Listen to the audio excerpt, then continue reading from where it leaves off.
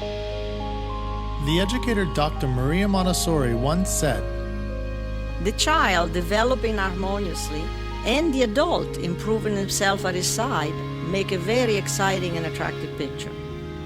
Welcome to Montessori Education with me, Jesse McCarthy, where we talk raising children and educating students while bettering ourselves right alongside them. I recently got an email that began like this. I have a very independent 3-year-old that loves to do things by herself.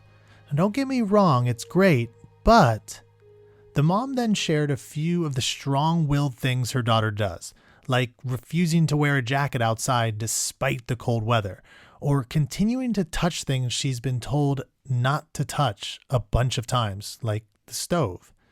Maybe you also have a child like this at home or in your classroom. Let's say a boy or a girl who you think of as possibly a bit too independent. So on today's episode, we're going to cover this issue. Basically the question of if independence can go overboard and what to do when that might be the case with your child if you're a parent or children in your class if you're a teacher. I'll start with a parent example, actually the full question I received from that mom by email. Here it goes. I have a very independent 3-year-old that loves to do things by herself. Don't get me wrong, it's great, but it's almost winter here in Denmark and she refuses to have her winter overalls on and still persists in wearing thin jackets and pants. I'd hope for her to learn that she would freeze outside as we cycle to daycare, but no luck, even with her shivering and having her hands blistering red. It's been a struggle as I have to resort to hiding away her thin outerwear and she cries for them every morning. Should I just let her wear it till it gets below 0 and then hope that she would realize one day or have a bad start every morning? Now, I imagine many of you parents and teachers out there can relate to this situation. I mean, probably not the bicycling to daycare, but definitely the broader clothing battle. So before I share my own response to this mom, what would you do in her case? Or what have you done in your own similar experiences? Press pause here if you'd like. All right. This is what I wrote her back. The main thing I'd say is for you to decide what you think is safest for your daughter while being aware that she might literally not get as cold as you or I. I trust your judgment, especially if her hands are turning red, but I wanted to note that part about her sense of cold or hot because many parents, particularly in places like Southern California, will force jackets on children in like 60-degree Fahrenheit weather. So once you decide your cold cutoff, it's not an option for your daughter. You can offer her a choice like, would you like your blue or your red jacket? But she doesn't have a choice not to wear it. In this way, she still can feel in control. She now at least has a choice. But again, she must wear a jacket. Something like, if you don't want to choose one of these, then I will choose the color for you. So what would you like? Now, if when she complains or cries, something like this, you can acknowledge her emotions. I can see you'd rather not wear the jacket, but I have to insist because you can be injured if you get too cold. And that's it. So no bigger explanations than that, at this young age. And just consistently do this for a week, without anger, without more than that. So we've got options. So it's freedom within limits, empathy, acknowledge emotions, follow through, consistency. So that's what I wrote her. Now, if you as a parent do this for a week, as I noted to this mother, your child's behavior will more than likely change. The difficulty will be in consistency, as you'll have to do this kind of approach with each similar situation, not just with the coat. So let's say if you have a strong-willed child and a food battle comes up, it's the same thing. So first, we'd want to be offering options. Again, that freedom within limits. So, would you like chicken or pasta for dinner tonight? The key is to give genuine options because, no human being likes a dinner menu with only one choice, unless maybe you're at the Ritz-Carlton or something like that. So, actually think about this. Some countries even give murderers a choice for their last meal. Now, I'm not saying I'm supporting that, just that it's an interesting contrast, for that how we treat people, maybe prisoners, as compared to children, like with force feeding children. Anyways, back to the dinner. Of course, let's say once you give your child that choice of chicken or, say, pasta, she'll immediately be happy, right? Probably not. So maybe you'll hear, I want pizza. So if that happens, something like that, we go to the second step, empathy. So that's acknowledging emotions. I can see you'd like a big slice of pizza right now. That actually sounds really tasty. But tonight for dinner, we have chicken or pasta. So which would you like? Now let's say your child really wants that pizza and she starts to really complain. No, I only want pizza. Okay, well, we go to step 3, and that's that follow through. Well, tonight is chicken or pasta, so if you don't choose one of those, you won't really have anything to eat. Keep it bare here, don't talk a bunch. As Maria Montessori once said, she said, never give more than is absolutely necessary. That's from the book Absorbent Mind, by the way. Now, I know the not eating part might sound a little too much to some parents out there, and especially first-time parents, but it's okay if your child chooses not to eat this night. I mean, she won't die, and she'll actually learn a great lesson about life, and that is that choices have consequences. Her choices have consequences. Now, having said that, please do not explicitly say that line to her or get into, a sermon about good boys and girls who eat their food or anything like that. Like, she will learn the lesson without a lecture, right? So no, your choices have consequences. Don't do that to her. I'm just saying that's what actually she'll gain implicitly. And further, even if in the moment she's enraged, she will eventually come to cherish what you're actually giving her. That freedom and empathy and the consistency, again, without any lectures. Now, in the long run, that is just so much more nourishing than, say, her couple slices of pizza in the moment. And over time, you two will no doubt share a mutual respect because of this type of approach. Now, as a quick caveat that probably should go without saying, but you never know, so I'm just going to throw it out there. I'm obviously not an expert in infant nutrition, right? We're not talking about, 2-3-week-old babies here. I'm not an expert in children with 1,000 different dietary restrictions, etc. So just always adapt what I'm saying to your context, right? So be safe. All right, so coming back to the mother whose child that she wouldn't wear a coat, I want to share her email response back to me. Now, as context, I had also let her know about a video talk I gave that might help. It's called Communicating and Connecting with Children. I'll put a link to it in the show notes, but if you just Google that title, again, Communicating and Connecting with Children, you should be able to find it. Here's what the woman said back to me. Hi, Jesse. First of all, thank you so much for your reply. It means a great deal. I've just finished watching the video you shared, and I find it very insightful, especially for raising such a strong-willed child myself. We did it this morning, so this was 3 degrees Celsius, and instead of asking her, I just prepared 2 winter overalls to choose from and several gloves. She loves to have the option of choosing, and when I dropped her off at daycare, she said to me, Mommy, I didn't wear my purple pants and red jacket anymore. Those were her thin rain clothes. And she smiled. It took a cycle ride of 10 minutes, and I guess she was actually pondering about wearing the appropriate clothes and feeling comfortably warm in them. In comparison, having to shiver the whole way to daycare, and mind you, before she refused to acknowledge that she was cold, being as stubborn as she could be. But it was a pleasant morning without the struggle. Of course, it kind of sucks that we have to purchase an extra secondhand winter overall. But hey, if it makes the morning pleasant and she is happy, it's all worth it. This email brought such a smile to my face. Now, of course, things won't always go this well for Mom here, but we really need to celebrate such wins much, much more. And on a larger point, I want to mention here on the issue of independence more generally. So ironically enough, often a child being, quote, too independent is actually a response to her not being able to be genuinely independent, to make choices within limits for herself. For instance, like telling a child, it's cold, you have to wear your jacket. That doesn't help to build independence. I mean, I think it does the opposite. But offering a few choices, like the 2 jackets or here 2 overalls and several gloves, that is independence building, and that is exciting and uplifting for a child. Now, ultimately, nobody likes being told what to do all the time, and that's child or adult. As Chaim Gnott puts it, dependency breeds hostility. I think that's in his book Between Parent and Child, or possibly Teacher and Child.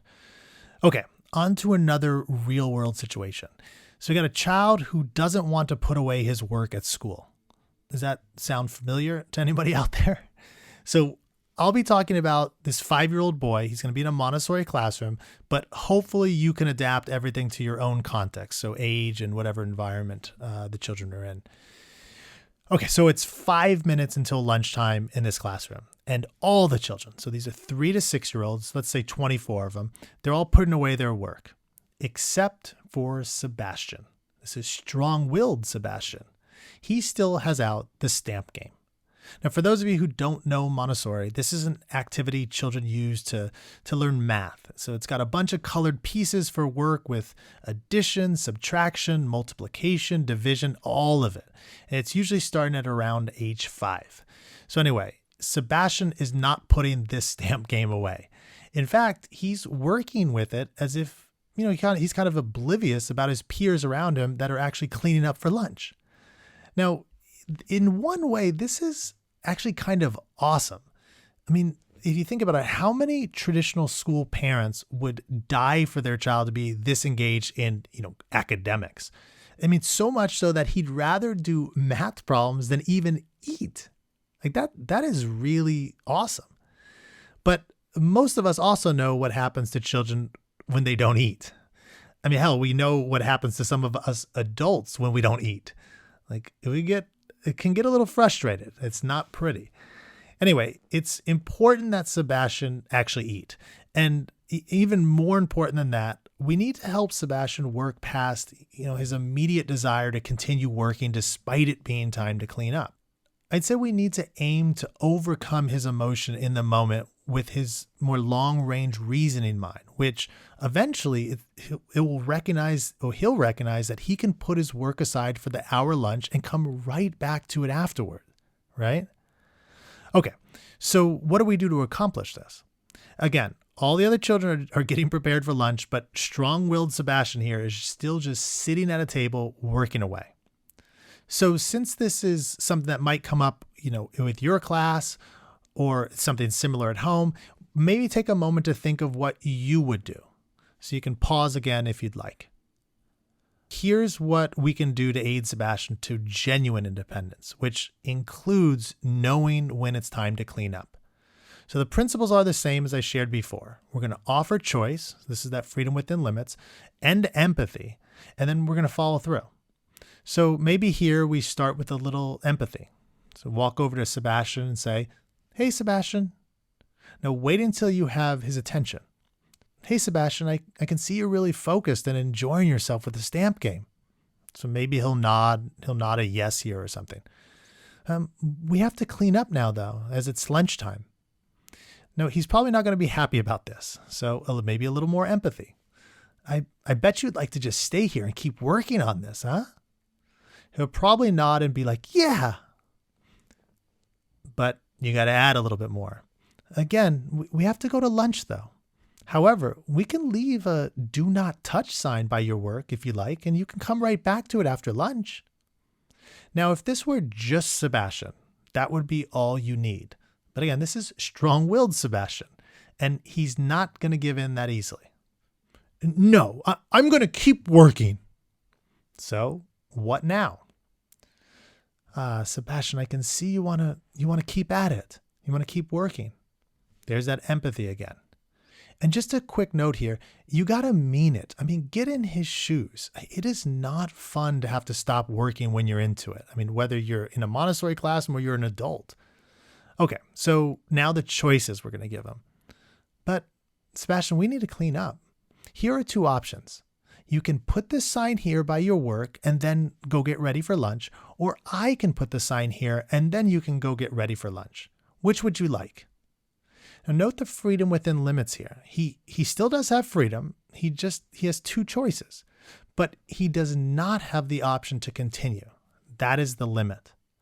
Now, if it's an easy day, Sebastian will make the choice to do things on his own. But our job here is to help children develop their self-discipline, which is a part of true independence, and it's not often easy to gain that. So at this stage, Sebastian might very well push back. No, I don't want to go to lunch. In which case, you take the next step. This is that follow-through.